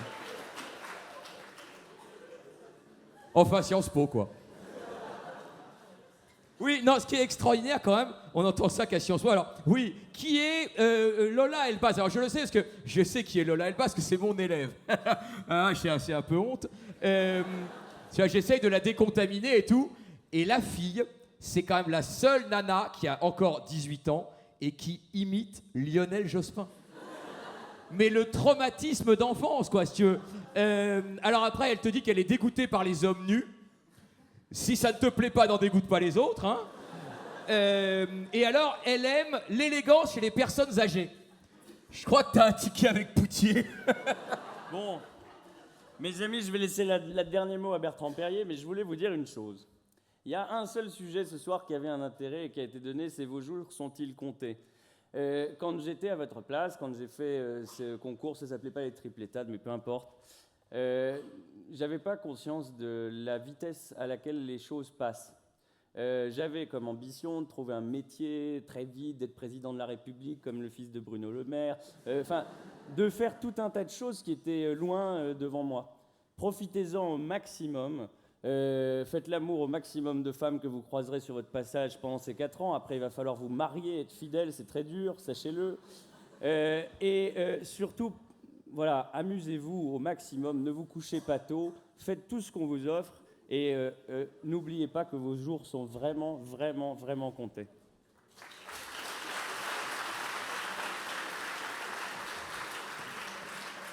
Moi, je voudrais juste dire un dernier mot à Camilla.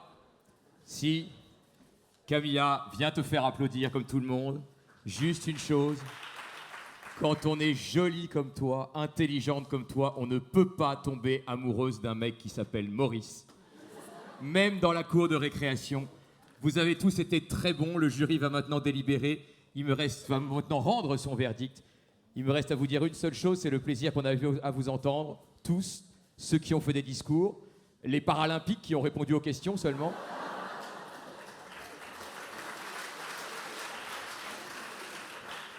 On a trouvé incroyable vos supporters qui sont venus avec des poireaux. Je veux dire, c'est extraordinaire, du marché bio du 56 rue des Saints-Pères, probablement, parce qu'ici, tout est bio, surtout le directeur, auquel je donne la parole maintenant. Surtout, une chose, samedi à Arcueil. Bonne chance.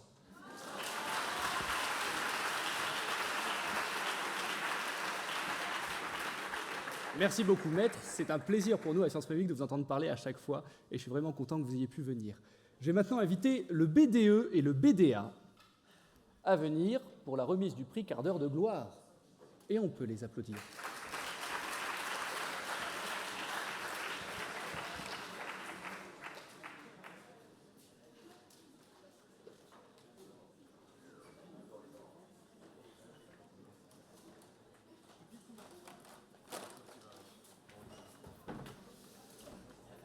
marche.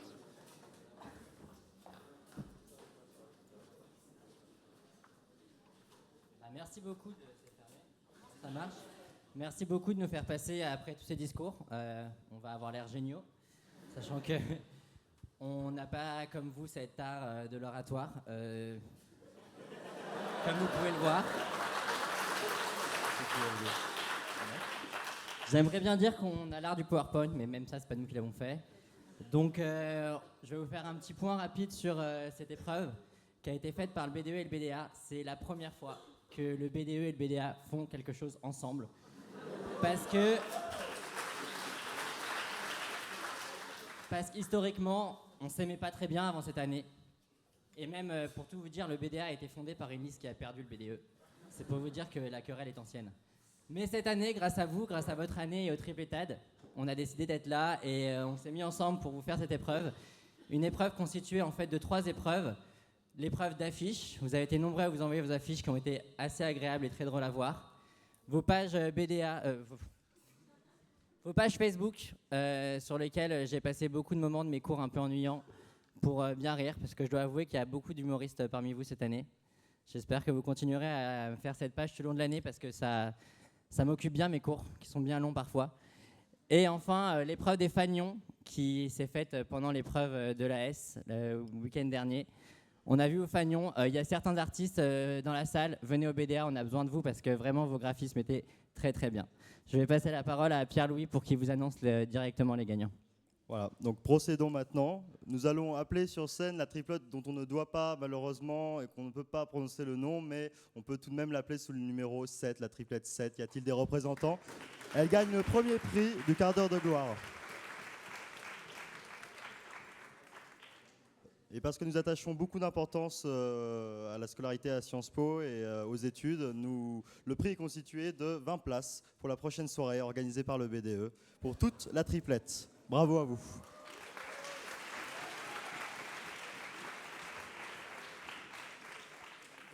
Et en complément, une bouteille de saké à consommer en toute modération.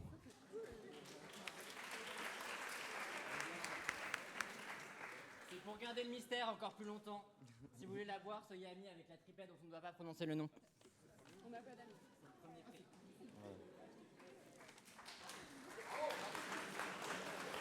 Alors pour ceux qui n'auraient pas bien entendu, c'est le premier prix. Vous avez devant vous la triplette qui est gagnante de cette première épreuve organisée par le BDE et le BDA.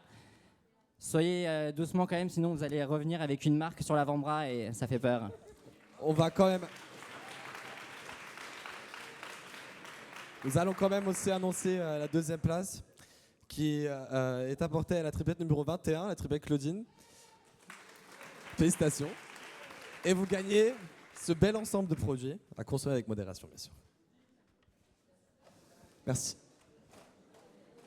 Nous souhaitions également préciser que les triplettes qui arrivent en 3e position et 4e position n'auront malheureusement pas de prix, mais elles ont toute notre admiration pour leur créativité, c'est déjà beaucoup. La triplette 22, Napoléon, et en 3e position, et la triplette 13, Lénis 13. Bravo pour ce jeu de mots.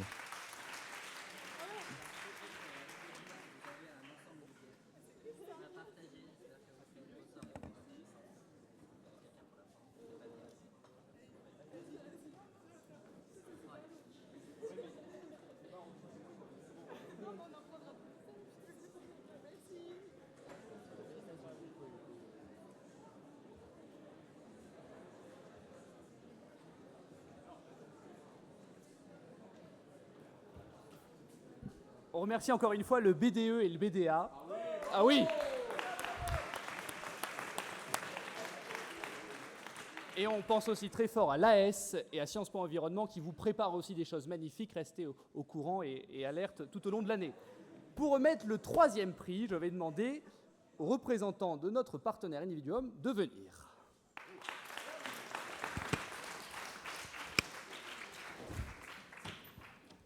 Bonsoir. Tout d'abord, c'est un honneur et un plaisir d'être associé avec Sciences Polémiques ce soir. Nous avons tous, je crois, passé une agréable soirée. Et merci à Pierre Noël et son équipe pour l'organisation. Donc moi, je ne suis pas un orateur, je suis plutôt l'esprit corporate de cet événement. Donc vous vous demandez pourquoi une start-up en recrutement vient s'associer avec un événement ici à Sciences Po avec de brillants orateurs. Et je crois qu'il faut tous les féliciter, même ceux qui n'ont pas pu participer ce soir. Et vous vous demandez peut-être ce qu'on fait. Donc nous, on s'engage à aider les jeunes étudiants et diplômés à trouver un emploi ici à Paris, à Londres et un peu partout à travers l'Europe grâce à notre plateforme et ces outils qui commencent à être un peu révolutionnaires. Et on aura une présentation au mois de janvier ici à Paris. Donc au lieu de vous ennuyer, je vais annoncer le troisième prix ou la troisième triplétade, qui est la triplétade Hercule Poirot.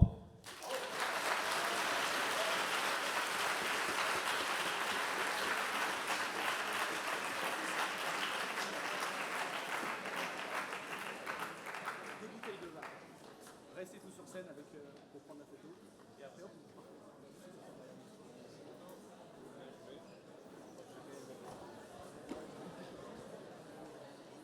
Et le troisième prix consiste en 2 bouteilles de vin. Tu peux ouvrir la boîte pour montrer qu'il y a bien quelque chose dans la boîte.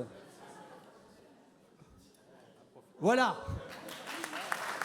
Encore une fois, c'est avec modération. Pour remettre le deuxième prix, je vais demander à Monsieur Poutier et Madame Mélogno de monter sur scène. Alors uniquement Monsieur Poutier.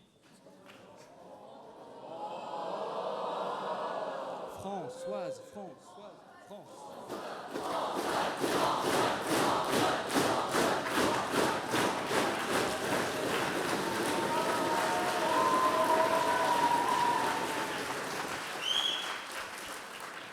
Eh bien, messieurs, me voici.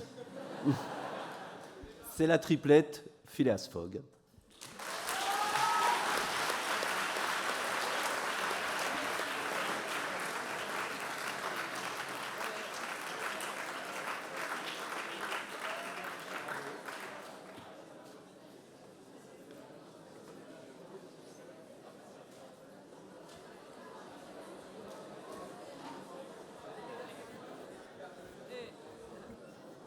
C'est une bouteille de champagne. Ils ne vont pas risquer d'être très ivres avec cette bouteille de champagne pour eux tous, mais ils la boiront en dehors de Sciences Po.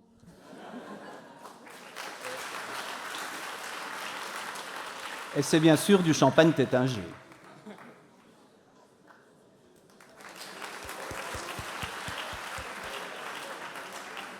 Et pour remettre le premier prix, Monsieur Frédéric Mion.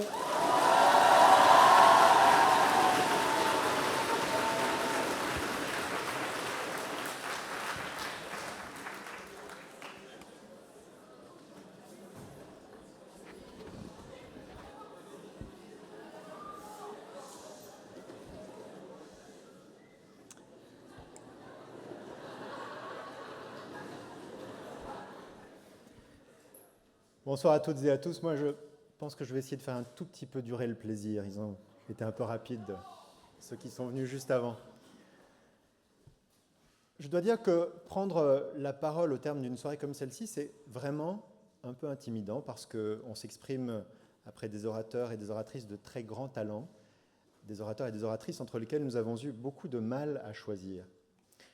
Mais avant de vous annoncer le nom de l'équipe gagnante, je voudrais d'abord partager avec vous un vrai motif de peine qui a été avivé tout à l'heure par Pierre-Noël Closade dans le petit discours introductif qu'il a fait en présentant le jury. Il a parlé d'un classement établi par un magazine d'origine américaine, bien que publié en France. En fait, il a évoqué le classement 2013 de ce magazine. Dans le classement 2014, je ne figure plus. Et ça, je dois dire que vraiment, ça a été une nouvelle qui m'a un peu, il faut le dire, atteint le moral. J'en ai surtout conclu que d'une année à l'autre, contrairement à ce que croient les pessimistes, le niveau monte. Je voudrais vous dire qu'en voyant s'exprimer ce soir ces 4 remarquables équipes, je me suis pris à rêver. Je me suis dit, mais dans le fond, nous aurions dû ajouter à cette compétition une cinquième équipe, celle que nous aurions pu constituer avec Françoise Méloniaux, Étienne Vasmer, Guillaume Tussaud, Jean-Luc Poutier. Après tout, sans doute que, en tout cas pour ceux qui les concernent, eux, vous connaissez leurs talents oratoires, vous savez à quel point ils peuvent déclencher votre enthousiasme et vos passions quand ils s'expriment depuis cette tribune. Mais après, je me suis rappelé que si nous devions participer à des concours d'éloquence à Sciences Po, nous aurions l'obligation d'être entraînés par maître Bertrand Perrier, et ça, honnêtement, ça n'est pas possible. Et donc, j'ai été finalement assez soulagé que nous n'ayons pas été amenés à participer à ce concours ce soir. Mais je dois vous dire que depuis que j'ai pris mes fonctions à la tête de Sciences Po, j'ai eu l'occasion d'accueillir ici des dirigeants d'entreprise, des hommes et des femmes d'État, des artistes. J'ai un peu voyagé pour notre maison aux quatre coins du monde.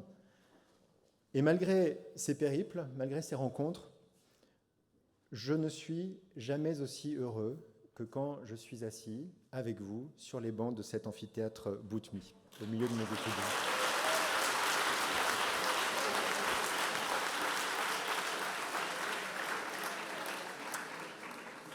Et quand je pense que, comme nous l'a rappelé Pierre-Noël tout à l'heure, cette année, toutes les triplettes ont, sans exception, décidé de braver leur appréhension, de braver leur timidité pour participer à cette épreuve d'éloquence, je suis fier de mon école. Quand je vois l'engagement, l'esprit, l'impertinence que nous avons vu se déployer ce soir sur cette scène, je suis fier de mon école. Quand je vois la diversité des opinions, des références, des cultures, je suis fier de mon école. Et je suis fier et confiant parce que je me dis que la plus jeune génération de nos élèves est fidèle aux valeurs que cette école, que Sciences Po souhaite incarner. Les triplettades sont une très belle compétition. On nous a parlé tout à l'heure de la rivalité bon enfant qui s'est exprimée entre vous tout au long de ce concours, notamment sur les réseaux sociaux. J'ai pu, pour ce qui me concerne, voir les superbes montages que vous avez réalisés. La plupart sont affichés dans mon bureau, vous pourrez bien les voir. Mais bien au-delà de cette rivalité, ce qui compte à mes yeux, c'est que les triplettades sont un moment où vous formez véritablement promotion, où vous montrez que vous êtes toutes et tous des étudiantes, des étudiants de Sciences Po, que vous incarnez la promotion 2019 de notre maison. Il me faut remercier pour les triplettades la première association qui a eu l'idée de lancer cette compétition, c'est-à-dire l'association sportive, qui n'est pas montée sur scène.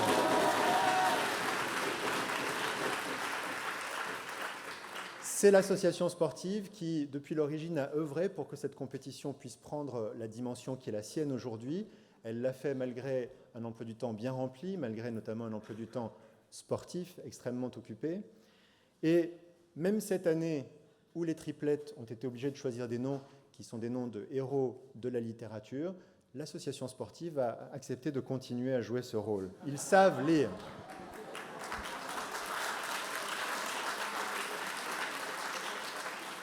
L'association sportive a été ensuite rejointe, nous les avons vus sur scène, par le bureau des élèves, par le bureau des arts, par Sciences Po Environnement, dont le nom a été prononcé à plusieurs reprises ce soir depuis cette tribune, et bien sûr,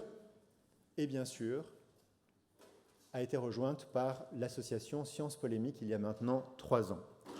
Et bien sûr,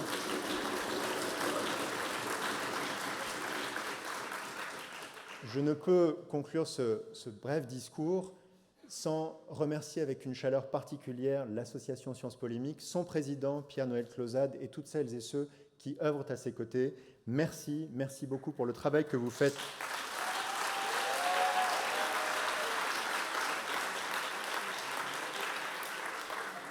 Vous faites vivre à Sciences Po toutes les formes d'expression, toutes les formes d'engagement, toutes les formes d'opinion.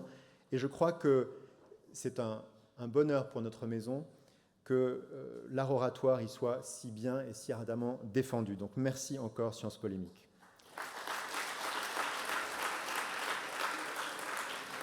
Si je n'avais peut-être aucun reproche à formuler à l'encontre de Sciences Polémiques, c'est le fait que l'équipe qui portait le nom de mon héros de fiction favori a été éliminée parmi les premières. C'était l'équipe Oui Oui.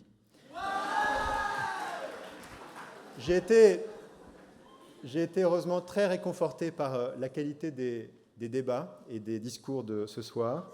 Je le disais, le choix a été extrêmement difficile pour nous car les 4 équipes ont fait preuve d'un très grand talent. Mais celle qui, à nos yeux, s'est le plus distinguée, celle qui donc remporte le premier prix de cette épreuve d'éloquence des triplétades 2014, c'est l'équipe Arsène Lupin.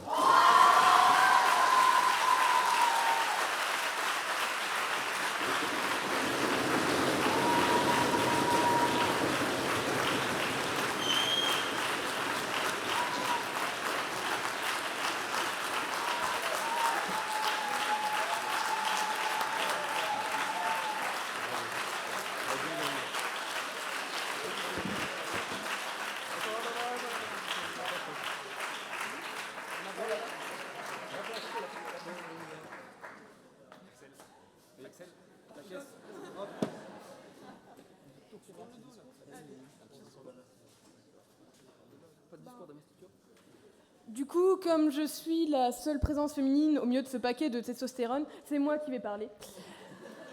Alors, on tenait à remercier particulièrement Sciences Po Lémique, Sciences Po en général, et Grégoire en particulier, notre coach. Merci.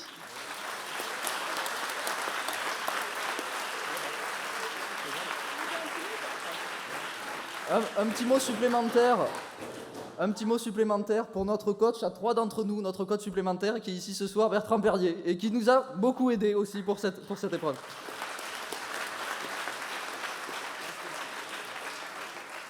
Et on peut inviter toutes les 4 triplettes, et donc aussi la triplette Dexter, à nous rejoindre sur scène pour faire les dernières photos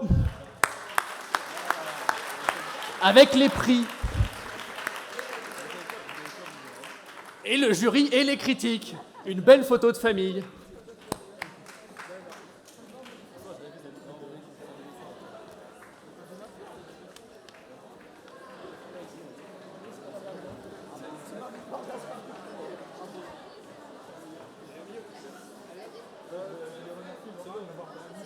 Et que le jury n'ait pas peur de monter.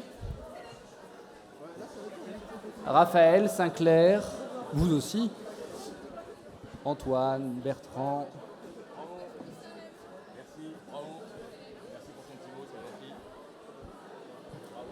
Et même monsieur le directeur qui se fera interviewer par la minutiette plus tard.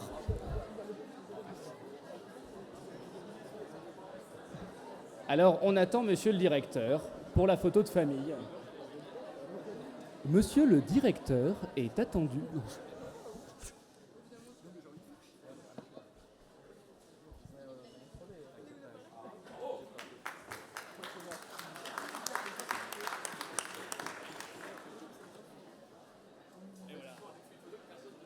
Si, il y a 2 photographes.